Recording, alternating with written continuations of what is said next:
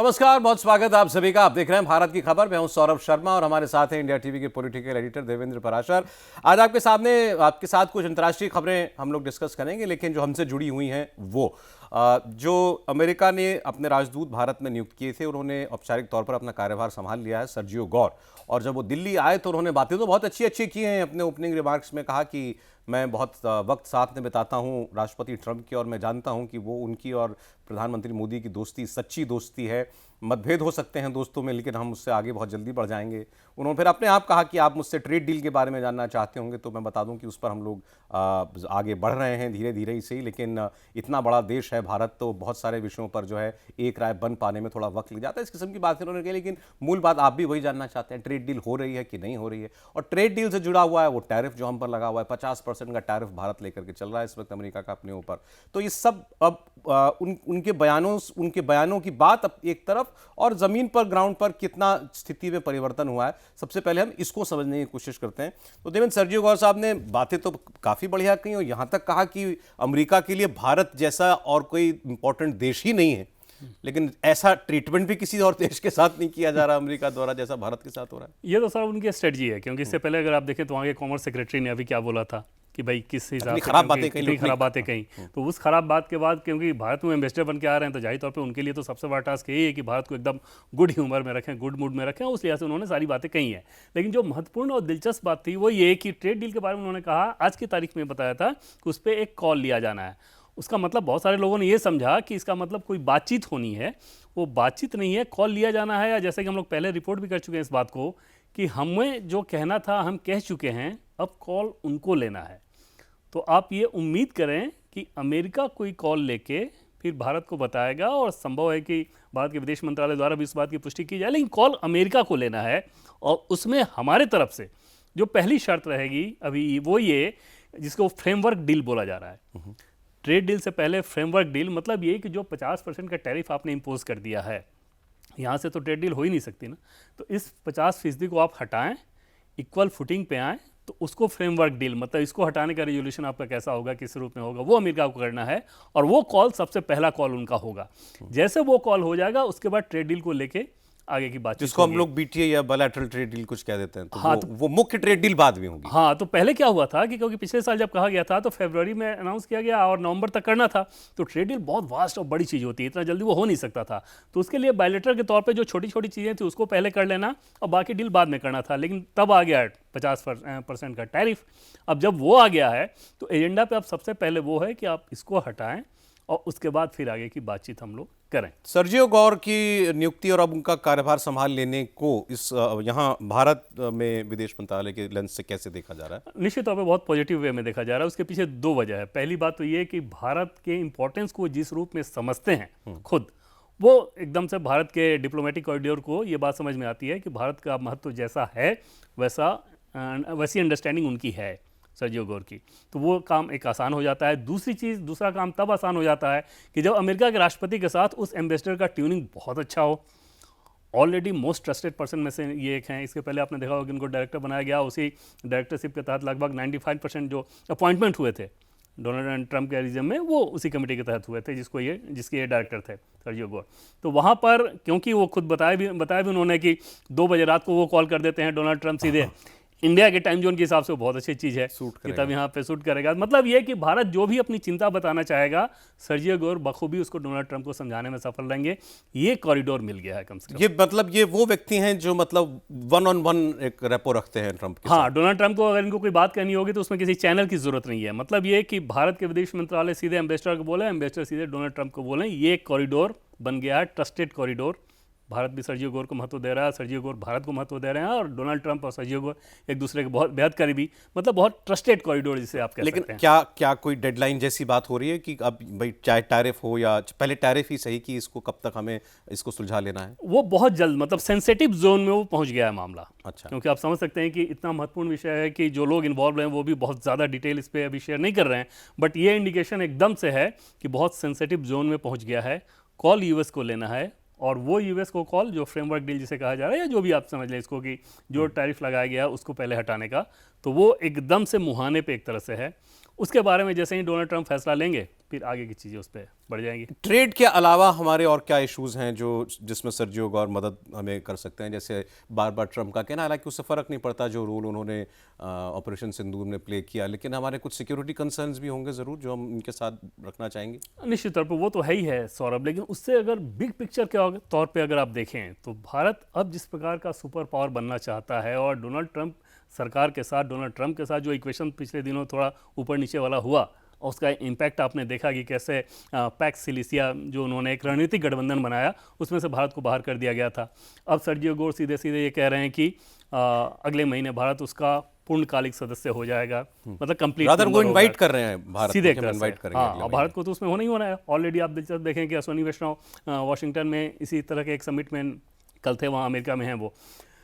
वो फील्ड इतना वास्ट है क्योंकि एकदम सबको इस बात को अब जानता है कि अगली लड़ाई मैदान में अब नहीं होनी है। अगली लड़ाई जो होनी है डिजिटल कमरे में होनी है, डाटा के मैदान पे होनी है, और डाटा के मैदान पे अगर आपको भी एक पावर बनना है तो उसमें बहुत ज़रूरी है कि अमेरिका के साथ आप इन्वॉल्व रहें, क्योंकि चिप के मामले में खासतौर पे जो हाई ग्रेडेड चिप हैं उसमें अमेरिका का एकाधिकार है। इसका एक आपको मैं बैकग्राउंड दे देता हूँ। एक्चुअली कल सर्जियो गौर जब बातें कह रहे थे तो ये जो उनके रिमार्क्स थे और ट्रेड डील के बाद सबसे ज़्यादा जो चीज़ उनकी हेडलाइन में बनी वो थी पैक्स सिलिका में भारत एक अलायंस बनाया है अमेरिका ने, जिसमें जापान है, साउथ कोरिया है, यूके है, इस किस्म के देश हैं, और उसमें उन्होंने कहा कि हम भारत को इन्वाइट करेंगे। जो देवेंद्र ने आपको बताया कि पहले भारत उसमें नहीं था, अब सर्जियो गौर ने कहा कि उसमें हम भारत को इन्वाइट करने जा रहे हैं। तो ये अपने आप में एक बड़ी बात है कि वो एआई की दुनिया में और खासकर सेमीकंडक्टर्स की दुनिया का एक चीन से अलग एक सप्लाई चेन, एक ट्रस्टेड सप्लाई चेन, और उसमें वैसे ही ट्रस्टेड पार्टनर्स देश भी हों, उनका एक अलायंस बनाने का प्रयास किया जा रहा है। तो ये इससे और कुछ नहीं तो इतना तो पता चलता है कि ट्रस्ट डेफिसिट कम हो रहा है। बिल्कुल, और ये बहुत बड़ी चीज़ है सौरभ, मतलब जितना लोगों को समझ में आ रहा होगा कि सिर्फ मोबाइल, एसी, टीवी, इससे बहुत अलग है। और जब इस बात को हम लोग कह रहे हैं कि अगली लड़ाई मैदान में नहीं होनी है, अगली लड़ाई डेटा के फील्ड में होनी है, तो उसे समझा जा सकता है कि किसी भी देश के लिए कितनी बड़ी चीज़ है। और यही कंसर्न है अमेरिका का, जो भारत के महत्व को अनदेखी वो कर ही नहीं सकता ट्रेड में समस्या के बावजूद, क्योंकि चाइना इस मामले में जितनी तेज़ी से आगे बढ़ रहा है और चाइना आत्मनिर्भरता की तरफ जा रहा है, तो वो चीज़ अमेरिका को थ्रेट कर रहा है कि उसमें ग्लोबल सप्लाई चेन में चीन के जगह पे भारत जैसा अगर डेमोक्रेटिक कंट्री रहे, भारत के पास ह्यूमन रिसोर्सेज हैं बहुत कमाल के, ब्रेन है आपके पास बहुत कमाल के, लेकिन जो कमियां हैं वो ये है कि आपके पास हार्डवेयर नहीं है, इन्वेस्टमेंट नहीं है, R&D नहीं है, तो वहां पर दोनों एक चिप दूसरे डिजाइन में भी हम complementary हैं। काफी आगे हैं, चिप मैन्युफैक्चरिंग अब शुरू हुई है। हाँ, लेकिन जो ये तो अभी हम लोग बहुत इनिशियल स्टेज का कर रहे हैं, जो एडवांस स्टेज का है उसमें यूएस का एक अधिकार है। एनवीडिया करके कंपनी आपने सुना होगा, तो उस तरह की कंपनी ने एकदम से एक अधिकार बना रखा है, और चीन क्योंकि उस जोन में प्रवेश कर रहा है तो वहां पर अमेरिका को इस बात को समस्या है। जैसे आज चिप के बाजार के हिसाब से आप देखें तो अमेरिका से आधा होगा चीन डोमेस्टिक मामले में, ठीक। दूसरी चीज़ की R&D पे, इनोवेशन पे वो बहुत ज़्यादा खर्च कर रहा है, तो सीधे सीधे वो समझ में आ रहा है कि जो एडवांस स्टेज के चिप्स हैं, जो सेमीकंडक्टर है, वहाँ पे चीन की दखल। इससे एक चीज़ और समझ में आ रही है कि जिन लोगों को ये लगता हो कि ट्रंप जो भी कह रहे हैं या उनके इर्द गिर्द जो लोग जैसी नेगेटिव बयानबाजी करते हैं, तो शायद दोनों के देशों के बीच संबंध ही जो है अब नहीं है या बात ही नहीं हो रही है। आप ट्रेड पे भी बात कर ही रहे हैं, चाहे गाड़ी आगे धीरे धीरे बढ़ रही हो, सुरक्षा की दृष्टि से वो कुछ हमारे लिए नेगेटिव कमेंट्स कर देते हो, मगर दोनों देश अपने अपने परस्पर संबंधों में आगे बढ़ रहे हैं और अलग अलग फील्ड्स में। हाँ बिल्कुल सर, अब की और वो साथ साथ चल रहा है। ट्रेड एक हिस्सा है भारत अमेरिका के रिश्ते का, वो एक महत्वपूर्ण हिस्सा है, लेकिन वही सब कुछ नहीं है। उससे बड़ी बिग पिक्चर को अगर आप देखें तो ग्लोबल सिनेरियो में अमेरिका के लिहाज से, जो कि सर्जियो गोर ने जिस बात को माना भी कि भारत से ज़्यादा महत्वपूर्ण देश उसके लिए नहीं हो सकता कि इतनी बड़ी आबादी, इतना बड़ा ह्यूमन रिसोर्स, वो भी डेमोक्रेटिक सेटअप के तहत, खासतौर पे अगर चीन को आपको काउंटर करना है तो, यानी कि पैक्स सिलिसिया सौरभ जिसे देख रहे हैं ना, वो पैक्स अमेरिका जो है उसी को बचाने की कोशिश है। अब अगली अंतर्राष्ट्रीय खबर जो है ईरान को लेकर के, अभी कांग्रेस के एक सांसद हैं अभिषेक मनु सिंघवी, उन्होंने कहा कि इराक पहले इराक में जो हुआ अब ईरान में नहीं होना चाहिए, मतलब ईरान रिजीम चेंज नहीं होना चाहिए, क्योंकि सद्दाम हुसैन वाला इराक, उसके भारत से बड़े अच्छे संबंध थे, इस अभी आयतुल्लाह खमैनी वाले ईरान के भी हमसे अच्छे संबंध हैं, और इस पर आज स्टेटमेंट भी आया है विदेश मंत्रालय का, और उन्होंने भी इस बात को कहा कि हमारे निकट संबंध हैं ईरान के साथ, और हम नज़दीकी से वॉच कर रहे हैं वहाँ पर होने वाली गतिविधियों का। वो जो वहाँ होगा वो भारत के हाथ में नहीं है, लेकिन ये बात हमें ज़रूर करनी चाहिए कि हमारे हित में क्या है ईरान में रिजीम चेंज होना ना होना।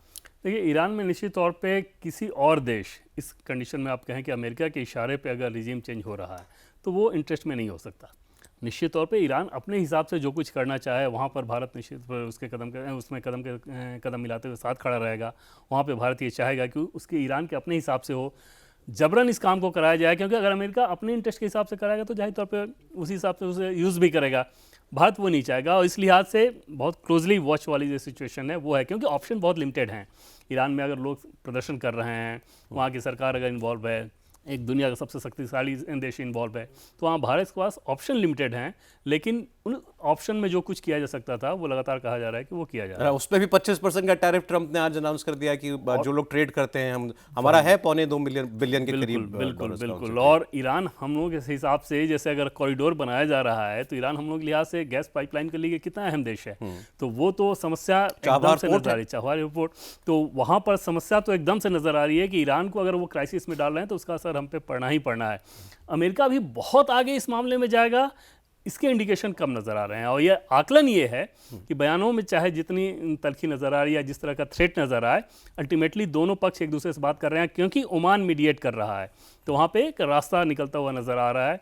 ये आकलन है। यहाँ जरूरी नहीं कि एक नया युद्ध छिड़े या एक जबरन सत्ता परिवर्तन वहां पर हो, उतना दूर अभी नजर नहीं आ रहा। अरे क्योंकि उसमें पाकिस्तान बड़ा इंटरेस्टेड दिखाई दे रहा है। अगर आप देखें, अभी ईरान ने खबरें में देख रहा था, तो ईरान के मीडिया के हवाले से खबरें कि पाकिस्तान के पूर्वी बॉर्डर से, यानी कि ईरान और पाकिस्तान के बॉर्डर से कुछ टेररिस्ट उन्होंने पकड़े हैं, कुछ अमेरिकी इजरायली मेड हथियार उन्होंने पकड़े हैं। तो वो ये उनका ये स्टेट मीडिया का ये दावा है कि भाई और कहीं से नहीं, बल्कि पाकिस्तान के बॉर्डर के थ्रू ही आ रहे हैं। और पाकिस्तान इसमें बड़ा इंटरेस्टेड साउंड भी कर रहा है कि अगर वो यूएस की मदद कर सके ईरान में किसी तरीके से, तो जहाँ पाकिस्तान अपना भला देखता हो तो खैर वहाँ तो खैर भारत को बहुत बिल्कुल सर, क्योंकि वो मैन्युफैक्चरिंग यूनिट है पूरी दुनिया का टेररिस्ट का, तो उस हिसाब से तो पाकिस्तान समझ ही सकते हैं कि निश्चित तौर पर को सप्लाई करने की कोशिश कर रहा होगा। तो भारत वहां पे कॉशस बहुत ज्यादा है ईरान को लेके कि जो भी डेवलपमेंट वहां पे हो। एक अंतर्राष्ट्रीय खबर है, लेकिन दिल्ली में बनी है दूसरी, वो ये कि कम्युनिस्ट पार्टी ऑफ चाइना के एक लाइजियों यूनिट जो है वो दिल्ली आई हुई है, और उसने यहाँ आकर के बीजेपी और आरएसएस के पदाधिकारियों से मुलाकात किया, और इसकी बाकायदा तस्वीरें बीजेपी की तरफ से जारी भी की गई हैं। तो इस एंगेजमेंट के पीछे क्या पृष्ठभूमि है? देखिए, कम्युनिस्ट पार्टी का जो इंटरनेशनल विंग है, जिसका काम ही है दुनिया के दूसरे देशों के साथ आप संपर्क रखना, उसका एक डेलीगेशन इसमें आया हुआ है, जिसमें चीन के जो यहाँ पे एम्बेसडर है वो भी थे, लेकिन कम्युनिस्ट पार्टी का जो इंटरनेशनल विंग है उसका डेलीगेशन ये है।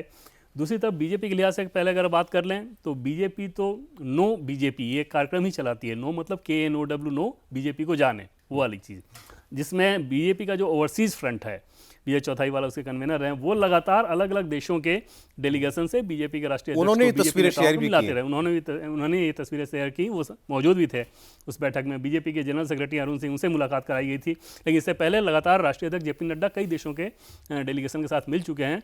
उसी के तहत इसे देखें, दिलचस्प उसमें यह था कि RSS के दत्तात्रेय हसबोले, RSS में जो नंबर 2 हैं, उनके साथ भी ये डेलीगेशन मिलने गया, तकरीबन 1 घंटे तक की मुलाकात हुई। तो ये समझा जा सकता है कि RSS को लेके चीन में भी कितनी ज़्यादा उत्सुकता होगी, और RSS के महत्व को कितना समझ रहे होंगे कि RSS। तो इसमें किसी बैड ऑप्टिक्स का डर बीजेपी RSS को नहीं रहा? अभी शाक्सकाम वैली को लेकर के उनके और हमारे विदेश मंत्रालय के बीच में जो बयानबाजियां चल रही हैं कि हम उसको नहीं मानते हैं, जो कॉरिडोर बन रहा है, CPEC बन रहा है, हम उसको नहीं मानते हैं, वो कह रहे हैं कि हमारा हिस्सा है शाक्सकाम वैली, वो सब चल रहा है आपके, और सब चीन के संबंध आपके कोई नॉर्मल तो नहीं है आज? तो सौरभ, जो मुलाकात हो रही है उसमें और कहा किया जाता है, उसमें यही बताया जाता है ना, चाहे RSS की मुलाकात की अगर आप बात कर लें या बीजेपी मुलाकात की बात लें, तो यही सारी चिंताएं चीन को बताया जाता है। आप कांग्रेस पे आरोप लगाते रहे हैं ना कि आप डोकलाम के समय आप तो उनसे हाँ, लेकिन उसमें फर्क था। उसमें ये था कि एक तो वो गुपचुप तरीके से वो मुलाकात की बात थी, दूसरा तनाव एकदम से चल रहा है, अपोजिशन के आप हैं, और उस समय उस मुलाकात का कोई मतलब नहीं था।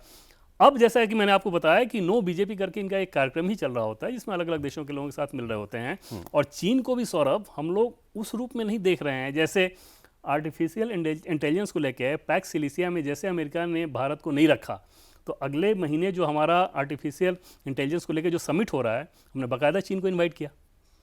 तो बैलेंसिंग तो भारत कर ही रहा है, कि क्यों, उसके पीछे वजह यह है कि अपने हितों पे आपको आगे बढ़ना है। चीन का अपना माउथपीस बन सकते हैं, ना अमेरिका के माउथपीस बन सकते और आखिर में जल्दी से दिल्ली वालों के लिए देवेंद्र के पास एक बड़ी इंटरेस्टिंग खबर है। जब उन्होंने मुझे बताई तो मुझे भी दिल्ली वासी होने के नाते थोड़ी एक्साइटमेंट हुई। क्या दिल्ली वालों को मिलने जा रहा है? हैं। एक राजघाट के पास सौरभ थर्मल प्लांट है, वो बंद पड़ा हुआ है दिखता एकदम आईसोर से। सा है, दूर से और नजर कोई आता जाएगा है तो हाँ, एक दुखी सा निराश सी आकृति आपको नजर आएगी, समझ में आएगी पता नहीं क्यों ऐसे बंद है। तो उसको लंदन, न्यूयॉर्क और कनाडा में ओंटारियो ऐसी जगहों पे नाइट लाइफ के लिए इस तरह के अलग, जैसे लंदन में एक स्टेशन को किया गया था, एक कोल स्टेशन को कनाडा में किया गया था, न्यूयॉर्क में किया गया था, और वहाँ पे उसको एकदम बड़ा सा पार्क बनाया गया है, ऐसे ही खाली पड़ी वीरान पड़ी ज़मीन को। तो 28 एकड़ में कैसे नाइट लाइफ के लिए रेस्टोरेंट, कैफ़े, जहाँ सूफी संगीत हो, डिस्को हो, इस तरह की चीज़ दिल्ली वासियों को मिल सके, उस पर दिल्ली की सरकार काम कर रही है और बहुत तेज़ी से इस पर काम किया जा रहा है कि अगर इस तरह की चीज़ वहाँ पे बना दिया जाए तो न सिर्फ दिल्ली वासियों के लिए बल्कि जो टूरिस्ट आएंगे उनके पास भी दिल्ली के नाइट लाइफ के लिए एक अच्छी जगह होगी। इंटरेस्टिंग खबर है। भारत की खबर में आज इतना ही। कई अंतर्राष्ट्रीय खबरों पर बात हुई। देवेंद्र, बहुत शुक्रिया आपका। आज इतना ही।